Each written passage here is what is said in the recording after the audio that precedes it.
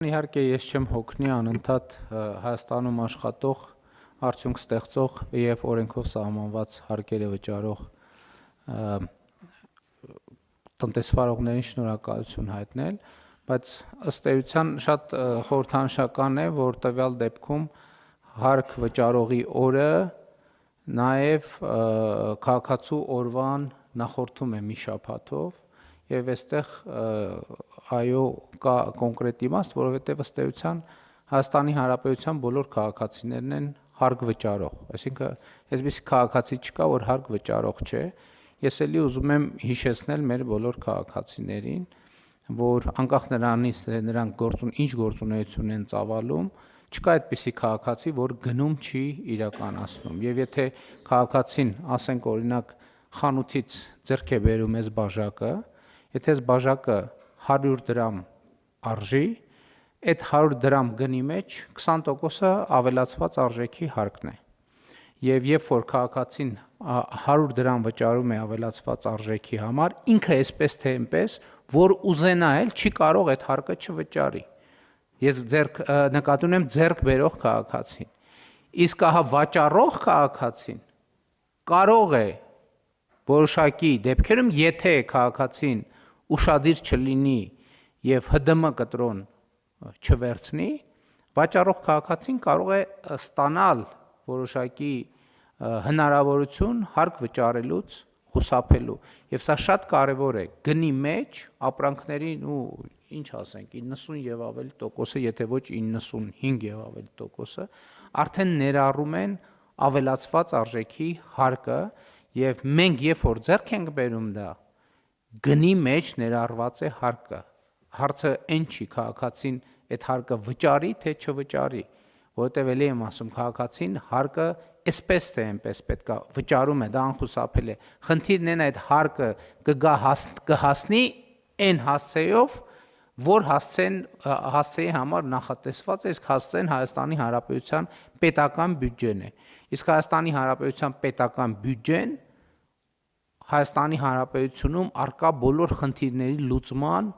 գործիքն է։ Էլի ուզում եմ ընդգծել, եթե կա որևէ պրոբլեմ հանրապետությունում,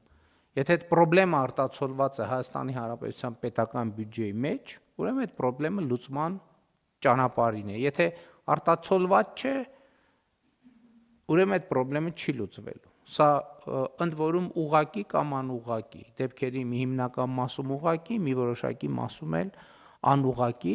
եւ էլի ուզում եմ ընդգծել, որ հարկը պետության կարևորագույն ատրիբուտներից մեկն է, եւ էլի ուզում եմ ընդգծել իմ համոզմունքը, որ Հայաստանի Հանրապետության յուրաքանչյուր քաղաքացու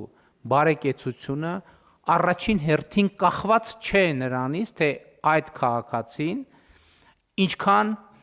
ծախս է անում սեփական բարեկեցությունը ապահովելու համար։ Հայաստանի Հանրապետության յուրաքանչյուր քաղաքացու բարեկեցությունը առաջին հերթին կախված է նրանից, թե Հայաստանի Հանրապետության պետական բյուջեն եւ նաեւ համայնքային բյուջեները ինչքան ծախս են անում այդ քաղաքացու բարեկեցությունը ապահովելու համար։ Եվ հետեւաբար հարկերը դեմոնիզացնելու ցանկացած փորձ ես համարում եմ ոչ միայն հակապետական, այլև համարում եմ քաղաքացիների բարեկեցության դեմ ուղղված գործողություն, որովհետև այսօր մենք ինչի ենք առողջության ապահովագրության համակարգ ներդնել, որովհետև Հայաստանի Հանրապետության տասնյակ, հարյուր, հազարավոր եւ միլիոնավոր քաղաքացիներ աշխատում են, մի մասը իրենց աշխատում է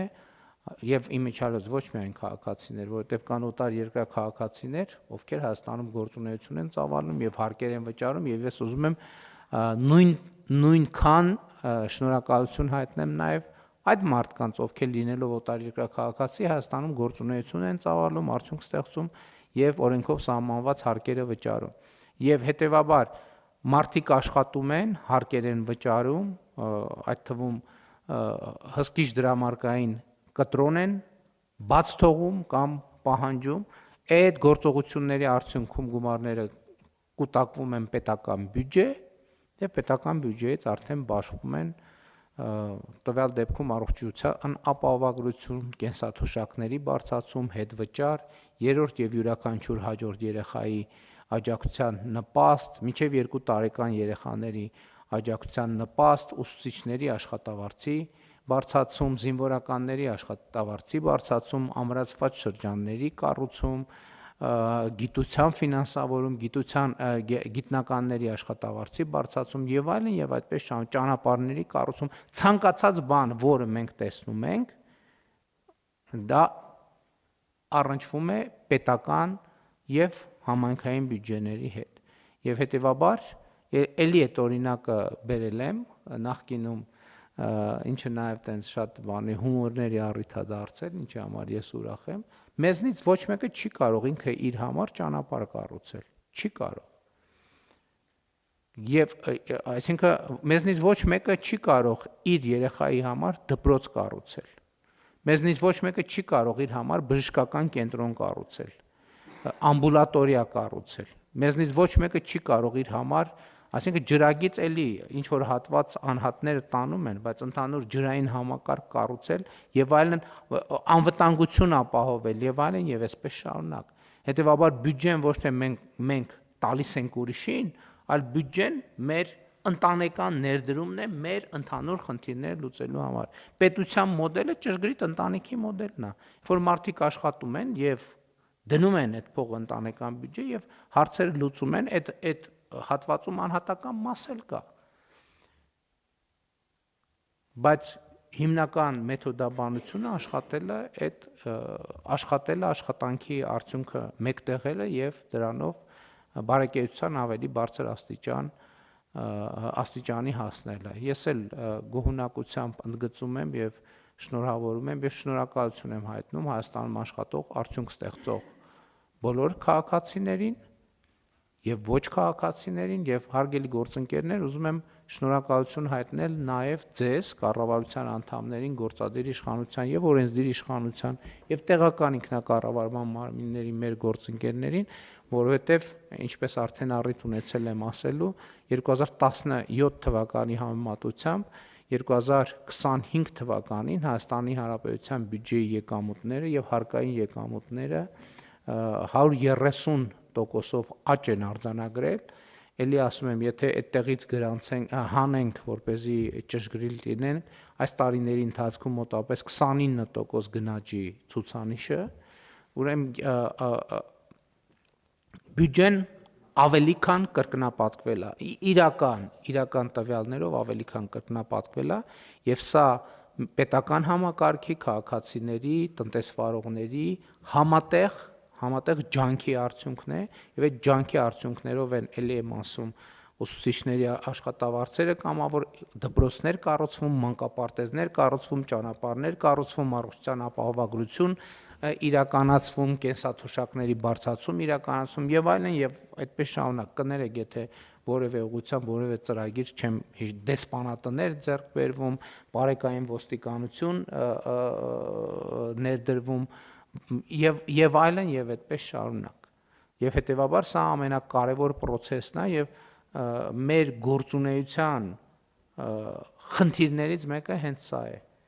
Ստեղծել պայմաններ, որպեսզի մարդիկ աշխատեն, արդյունք գեներացնեն, հարկեր վճարեն, հետո դրա ծախսման արդյունքում գործունեության ավելի լավ պայմաններ ապահովեն։ Բայց պարոն Հակոբյան, հիմա մենք փաստորեն ինստիտուտը զարգացնում ենք օրինական հարկ վճարողի եւ ես հիմա չեմ ուզում խոսել եմ մասին, թե սպայի դրությամբ իրենք ինչ հնարավորություններից են օգտվում, որովհետեւ մենք այս փոփոխությունից հետո կթարմացնենք եւ իրեն ավելի արդիական կդարձնենք։ Բայց ես ձեզ ուզում եմ կիսվել մի գաղափարով, որ ինձ անկեղծ ասած մի քիչ այլ կերպ հնչեց, բայց հետո ինձ հանգեցրեց այդ մտքի։ Նախորդ օրը ես Հայաստանի խոշոր գործատուների հետ էի հանդիպում եւ մենք էլի անդրադարձ եղավ պետական գնումների համակարգին եւ մենք էլ այդ հարցը քննարկել ենք, որ միշտ չի, որ նվազագույն գնի համակարգը ինքը բերում է ճիշտ արդյունքի, որովհետև մենք շատ դեպքեր, իհարկե պետք է խոստովանել, որ եղել են դեպքեր, որ նվազագույն գնի համակարգը բերել է մեր ակնկալած արդյունքի, բայց նաև շատ հաճախ լինում են դեպքեր, որ նվազագույն գնի համակարգը, այսինքն մենք մրցույթ ենք հայտարարում եւ ըստ էության հաղթող ենք ճանաչում նրան, ով որ նվազագույն գինը հայտարարել։ Եվ կար առաջարկ եւ գաղափար, որ նվազագույն գինը այո, բայց գուցե լրացուցիչ գործոններ էլ լինեն, որոնք գնի, այսինքն գինը լինի տեսակարար քշիրների բան ունենանք, համակարգը լավարկենք, որ գինը լինի մի տեսակարար քշիր։ Հիմա օրինակ, եթե մարդը ունի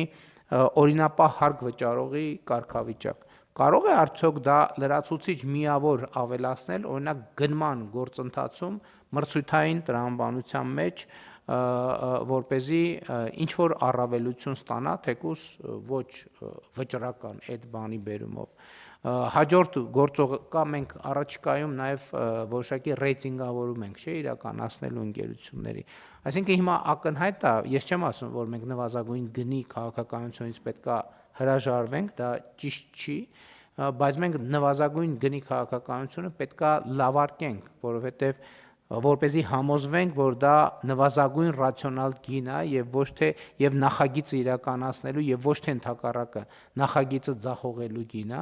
եւ կարծում եմ, որ այս գործոնների շուրջ մենք պետքա մտածենք, իհարկե մտածել ենք, բայց ես ճիշտն ասած լավ վստահ չեմ, որ լավ գիտեմ, թե այս պայդրությամբ ուր ենք հասել, մասնավորապես ընկերությունների վարկանշավորման առումով։ Ես մտածում եմ, որ օրինակ